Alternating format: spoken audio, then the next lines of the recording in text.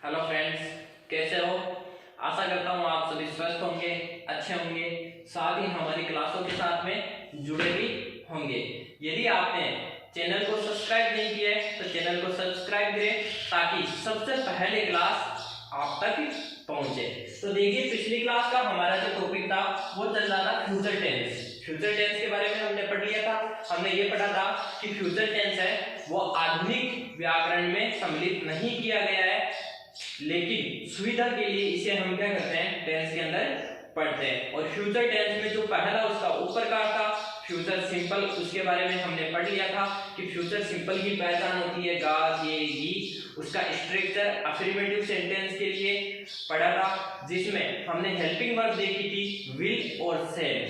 Cell का प्रयोग होता है आई और वी के साथ, और बाकी सभी शेष कर्ता होते हैं उनके साथ किसका प्रयोग किया जाता है, विल का प्रयोग किया जाता है। और मेन वर्ब की हमेशा फर्स्ट फॉर्म का प्रयोग किया जाता है। तो आज का हमारा जो टेंस है वो पार्ट नंबर 2 है फ्यूचर टेंस का, और टेंस का नाम है फ्यूचर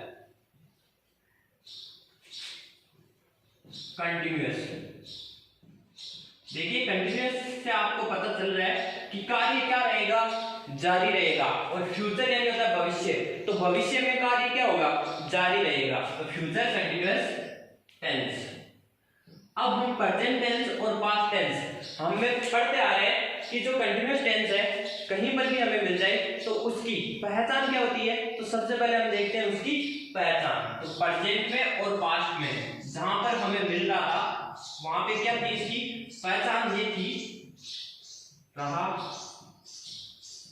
रही और रहे। देखिए, जो प्रेजेंट टेंस था उसमें क्या पहचान थी, रहा है, रही है, रहे हैं। और पास्ट कंटिन्यूअस में हमारी क्या पहचान थी, रहा था, रही थी, रहे थे। ठीक है। तो अब जो फ्यूचर होगा उसमें क्या होगा, कार्य अभी हुआ नहीं है, यानी कार्य अभी जारी है। तो इसके लिए पीछे क्या लगा होगा, होगा मिलेगा, है ना। तो इसमें क्या होगा, रहा होगा, रही होगी, रहे होंगे। या फिर हम ऐसे लिख सकते हैं, रहा होगा, रही होगी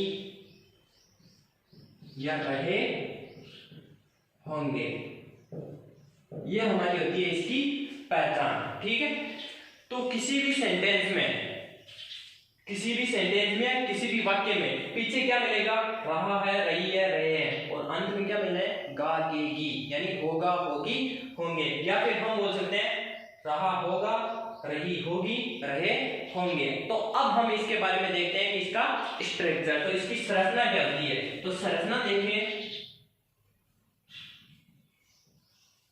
तो देखिए, हमें पता है कि कंटिन्यूअस टेंस है, तो कंटिन्यूअस टेंस में हमेशा और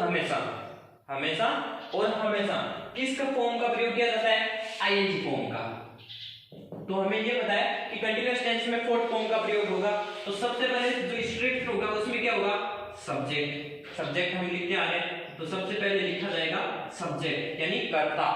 सब्जेक्ट यानी क्या होता है, कर्ता, जो कार्य को करता है या कार्य को करने वाला। तो कार्य को करने वाला, ठीक है। फिर उसके बाद में लिखा जाता है हेल्पिंग वर्ब। तो इसकी जो हेल्पिंग वर्ब होती है वो होती है विल या सेल।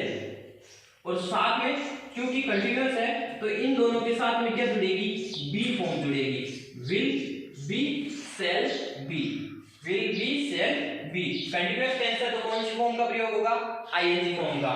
तो ये कौन सी होगी, वी फॉर्म, यानी वर्ब की फोर्थ फॉर्म, या हम बोल सकते हैं V1 plus ING, main verb की फर्स्ट फॉर्म प्लस आईएनजी। और जो इसके पीछे होगा वो होगा ऑब्जेक्ट, या हम बोल सकते हैं अदर। ठीक है। तो इसका स्ट्रक्चर देखिए अफर्मेटिव सेंटेंस के लिए, ये जो स्ट्रक्चर है वो किसके लिए, अफर्मेटिव सेंटेंस के लिए।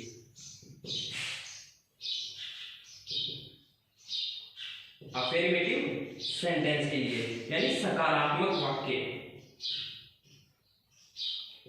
हर टेंस में हम पढ़ते आ रहे हैं सकारात्मक वाक्य वे वाक्य जिनमें नहीं हो। तो इसका स्ट्रक्चर क्या है, अफर्मेटिव सेंटेंस के लिए सबसे पहले लिखा जाता है सब्जेक्ट। सब्जेक्ट यानी होता है कर्ता, और कर्ता वाक्य में वो होता है जो कार्य को करता है, कार्य को करने वाला कौन होता है? सब्जेक्ट। सब्जेक्ट के बाद में हम प्रयोग करेंगे हेल्पिंग वर्ब। तो हेल्पिंग वर्ब इसमें क्या होती है?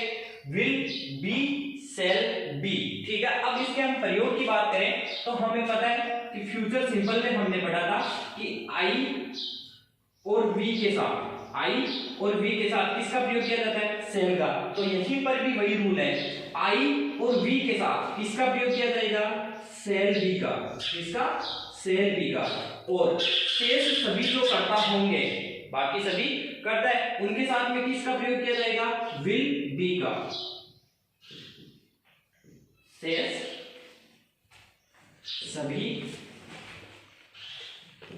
कर्ताओं के साथ, चाहे वो कोई हो, ही हो, सी हो, इट हो, दे हो, यू हो, ठीक है, या फिर किसी का नाम हो, एक नाम हो या फिर दो नाम हो, यानी सिंगुलर प्लूरल कुछ भी हो, आई और वी को छोड़कर बाकी सभी के साथ में विल बी का प्रयोग किया जाएगा और आई और वी के साथ में शैल बी का प्रयोग किया जाएगा। ठीक है, और इसके बाद में हम प्रयोग करते हैं वी फोर, मतलब मेन वर्ब की फोर्थ फॉर्म, या फिर हम बोल सकते हैं आईएनजी फॉर्म। किसका प्रयोग? आईएनजी फॉर्म, आईएनजी फॉर्म का। और उसके अंत में लिखते हैं हम ऑब्जेक्ट। तो अब देखिए जो ये इसका सेंटेंस है वो है अफर्मेटिव के लिए स्ट्रक्चर। अब हम देखते हैं नेगेटिव सेंटेंस के लिए। जो नेगेटिव हमारे सेंटेंस मिल जाए हमें, तो उनके लिए इसका स्ट्रक्चर क्या होगा? ठीक है, तो वो देखते हैं नेगेटिव सेंटेंस के लिए इसका स्ट्रक्चर। नेगेटिव सेंटेंस यानी होता है नकारात्मक वाक्य, वे वाक्य जिनमें नहीं हो, वे वाक्य जिनमें नहीं हो, तो ये होगा नकारात्मक। नकारात्मक, ठीक है। इसके लिए स्ट्रक्चर क्या होगा? स्ट्रक्चर हमेशा अफर्मेटिव और नेगेटिव के लिए सेम ही होता है टेंस के अंदर, लेकिन क्या होता है जहां पे हमारी हेल्पिंग वर्ब होती है, जहां पर हमारी हेल्पिंग वर्ब होती है वहां पे किसका प्रयोग किया जाता है? नोट का प्रयोग किया जाता है। लेकिन प्रेजेंट सिंपल और पास्ट सिंपल, इन दोनों में क्या होता है कि जो अफर्मेटिव सेंटेंस होते हैं उनके अंदर क्या होती है? हेल्पिंग वर्ब नहीं होती है। किसमें? अफर्मेटिव सेंटेंस में। किसमें? प्रेजेंट सिंपल और पास्ट सिंपल। लेकिन नेगेटिव सेंटेंस के लिए प्रेजेंट सिंपल में, नेगेटिव सेंटेंस के लिए प्रेजेंट सिंपल में डू या डज ये हेल्पिंग वर्ब होती है, और पास्ट सिंपल में नेगेटिव सेंटेंस के लिए क्या होती है? Did not. ठीक है, हमें ये याद रखना है। तो इसमें क्या होगा? जो हेल्पिंग वर्ब है उसके साथ में किसका प्रयोग होगा? नॉट का प्रयोग होगा। तो यहाँ पे देखिए सबसे पहले हम लिखते हैं क्या? सब्जेक्ट। सब्जेक्ट यानी कर्ता। तो फिर यहाँ पे ये क्या है? Helping verb. तो हेल्पिंग वर्ब यहाँ पे है हमारी विल या शैल। ठीक है, विल या शैल। तो अब देखिए एक बात, जो हमने पास्ट कंटिन्यूअस पढ़ा था, पास्ट कंटिन्यूअस में क्या था? Had been, past perfect continuous. इसका हमने नेगेटिव में ट्रांसलेट किया था, तो ये क्या बना था हमारे? Had not been. तो कहने का क्या मतलब है? यहां पे जो बी फॉर्म है वो आ जाए तो बीच में लगाना है हमें क्या? नोट। तो नोट कहां पे लगेगा? बी। यहां पे बी के बाद में नहीं लगेगा, ऐसा नहीं होगा विल शैल बी नोट, ये ऐसे होगा will shall not be, will shall not be. तो प्लस होगा यहाँ पे नॉट और उसके बाद में बी। ठीक है, और मेन वर्ब की फोर्थ फॉर्म या फिर हम बोल सकते हैं आईएनजी फॉर्म, और साथ में प्रयोग करेंगे हम ऑब्जेक्ट का। किसका? ऑब्जेक्ट का प्रयोग। ठीक है, तो अब हम इसे समझेंगे और अधिक एग्जांपल्स के माध्यम से।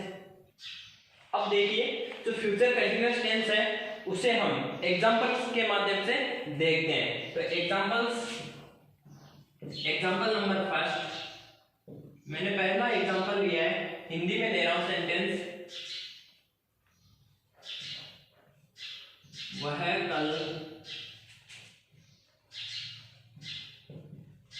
सुबह, वह कल सुबह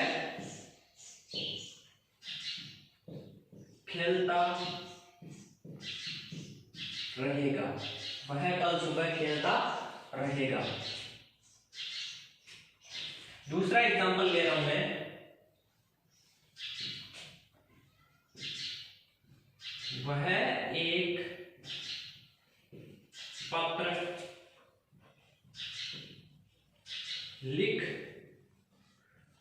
रही होगी। दूसरा एग्जाम्पल है वह एक पत्र लिख रही होगी, वह कल सुबह खेलता रहेगा। ठीक है। हमारा तीसरा एग्जाम्पल है, थर्ड एग्जाम्पल ये है वे लड़कों को नहीं पढ़ा रहे होंगे, वे लड़कों को नहीं पढ़ा रहे होंगे। तो अब देखते हैं हम इनको, जो हिंदी में हमें सेंटेंस दिए गए हैं उनको इंग्लिश में ट्रांसलेट करते हैं। तो हमने जितने भी टेंस पढ़े हैं पिछली क्लासों में, मैंने आपको सबसे पहले बताया है कि सबसे पहले आपको हिंदी में कोई भी वाक्य मिल जाए, उस वाक्य की आप क्या कीजिए, पहचान कीजिए। पहचान करने के बाद में उस सेंटेंस को बनाइए। ये देखिए कि ये किस टेंस से बन रहा है, किसी टेंस का है या टेंस का है भी नहीं। तो हमारे पास बनाने के लिए सूत्र क्या था, SHMO। ठीक है, ये हमारा सूत्र था, इस सूत्र से हमें बनाना है। तो सबसे पहले हम देखते हैं पहला एग्जांपल। ठीक है, तो पहला एग्जांपल क्या है, वह कल सुबह खेलता रहेगा। तो इस सेंटेंस में आपको क्या मिल रहा है, आपको क्या मिल रहा है कि आपकी इससे पहचान हो जाए। वह सब्जेक्ट है, कल सुबह, तो कल सुबह यानी कि पिछला भी कल हो सकता है। खेलता, हमने टेंस पढ़े हैं उसमें देखा था कि जिन वाक्यों के में ता है, ती है, ते है, ये आ जाए तो वो प्रेजेंट सिंपल में, लेकिन यहाँ पे क्या है, खेलता। ठीक है, आगे और दे रखा है रहेगा। तो रहेगा से हमें क्या पता चल रहा है कि ये सेंटेंस है फ्यूचर का। कैसे, वह कल सुबह खेलता रहेगा, यानी अभी वह खेला नहीं है, आगे वाले समय की बात हो रही है। तो ये हो गया फ्यूचर। अब फ्यूचर में भी कौन सा है, पीछे क्या मिलेगा, रहेगा। तो रहा होगा, हम ऐसे भी बोल सकते हैं, ऐसे रहा होगा या रहे होंगे। तो इसमें क्या आ रहा है, पीछे गाएगी, और कार्य क्या हो रहा है, चल रहा है, भविष्य में चल रहा है। तो ये कौन से टेंस से बनेगा, फ्यूचर कंटिन्यूअस टेंस से बनेगा। तो सबसे पहले हमें बताए इंग्लिश में ट्रांसलेट करना हो तो ये सूत्र कहां पे लेना है, इधर लिख रहा हूं मैं साइड में।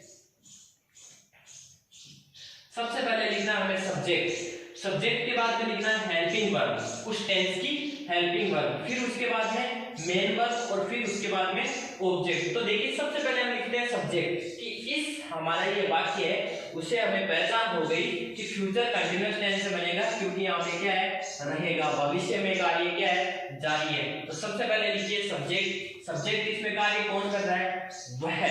तो वह को हम क्या बोलते हैं, ही, क्योंकि यहाँ पे रहेगा है, रहेगी नहीं है। तो यहाँ पे रहेगी होता तो हम यहाँ पे क्या करते हैं, सी करते हैं, तो ही।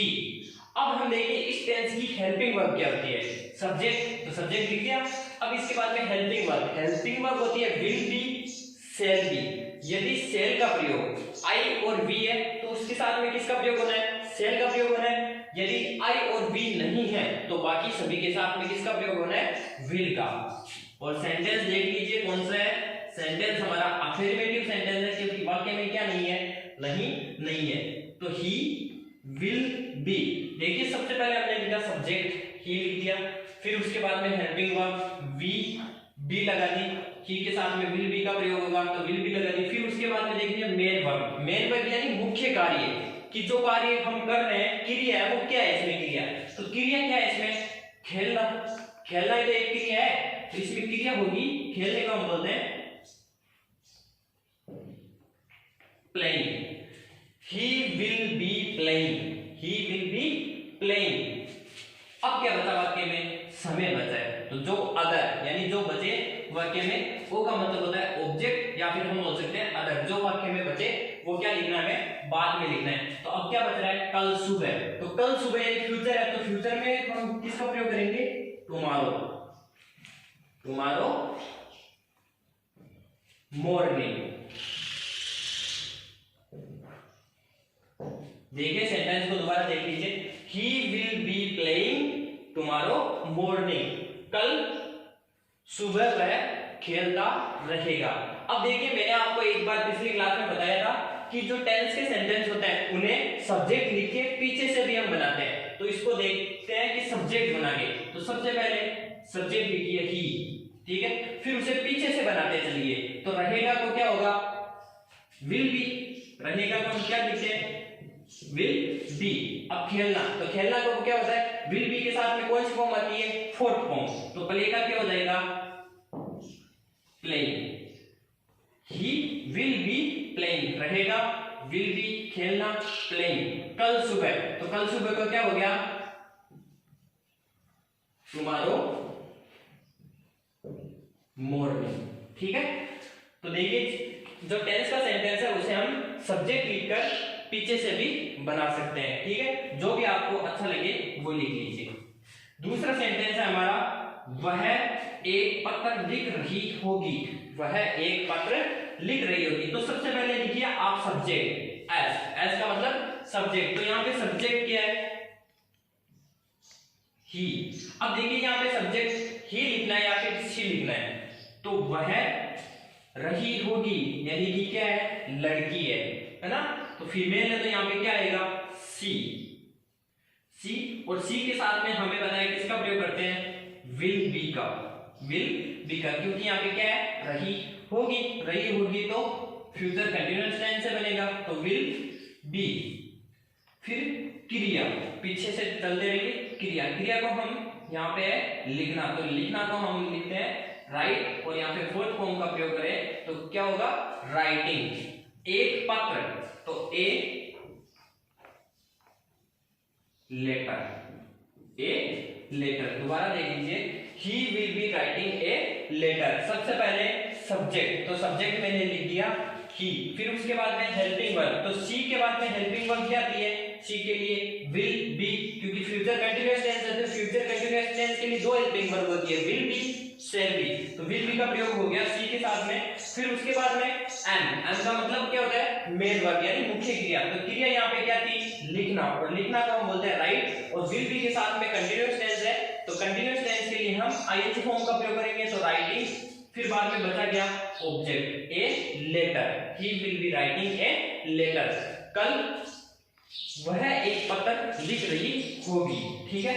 अब देखिए तीसरा एग्जांपल, वे लड़कों को नहीं पढ़ा रहे होंगे, वे लड़कों को नहीं पढ़ा रहे होंगे, तो इस सेंटेंस में आपको क्या मिल रहा है, नहीं मिल रहा है, तो हमें जो स्ट्रक्चर काम में लेना है वो कौन सा लेना है, नोट वाला, ठीक है। तो यहाँ पे देखिए वे, तो वे को हम क्या बोलते हैं, दे,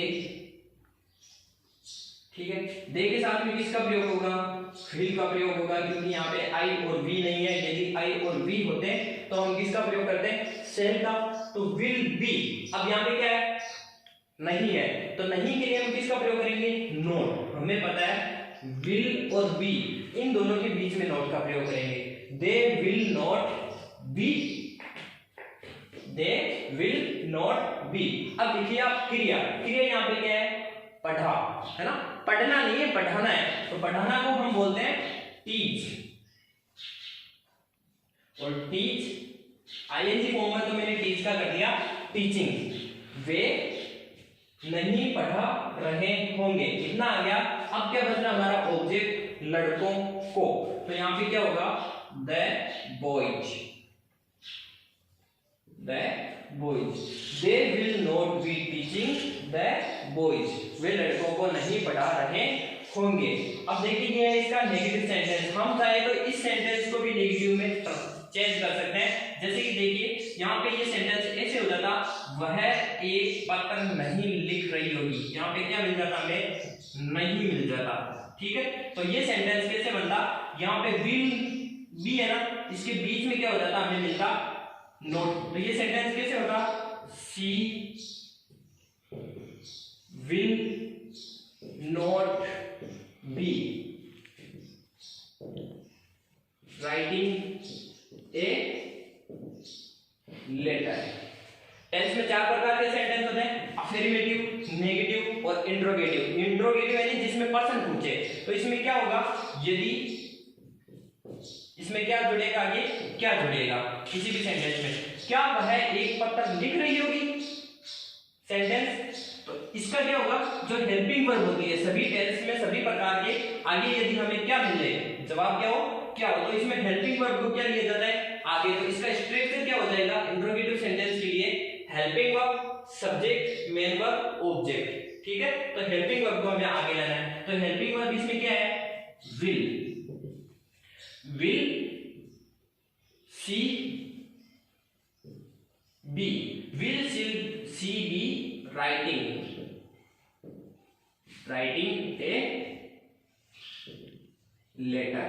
ठीक है, इसमें इस प्रकार कर सकते हैं, यदि हमें इंट्रोगेटिव नेगेटिव बनाना है, यानी जिस वाक्य में पर्सन भी पूछे और साथ में नहीं भी हो, पर्सन भी पूछे साथ में नहीं भी हो, जैसे यहाँ पे देखिए वे लड़कों को नहीं पढ़ा रहे होंगे। अब इसको पर्सन भी पूछे और नहीं भी हो, तो यहाँ पे क्या होगा, क्या वे लड़कों को नहीं पढ़ा रहे होंगे, क्या वे लड़कों को नहीं पढ़ा रहे होंगे। तो इसको हम इंट्रोगेटिव नेगेटिव में चेंज करें, तो इसमें क्या होगा, जो नेगेटिव सेंटेंस है उसकी हेल्पिंग वर्ब आगे ले लीजिए, जो नेगेटिव सेंटेंस है उसकी हेल्पिंग वर्ब आगे, तो ये क्या होगा, विल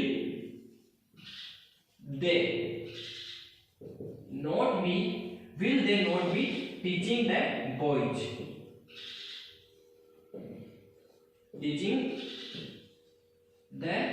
बॉयज, ठीक है, तो ये हमारे सेंटेंस है। साथ ही आप इनकी घर पे प्रैक्टिस करते रहिए। यदि आपको ये समझ में नहीं आ रहा है कुछ भी, तो कमेंट बॉक्स में आप कमेंट कर दीजिए। तो आशा करता हूं आपको हमारी क्लास अच्छी लगी होगी। धन्यवाद। जय हिंद, जय भारत।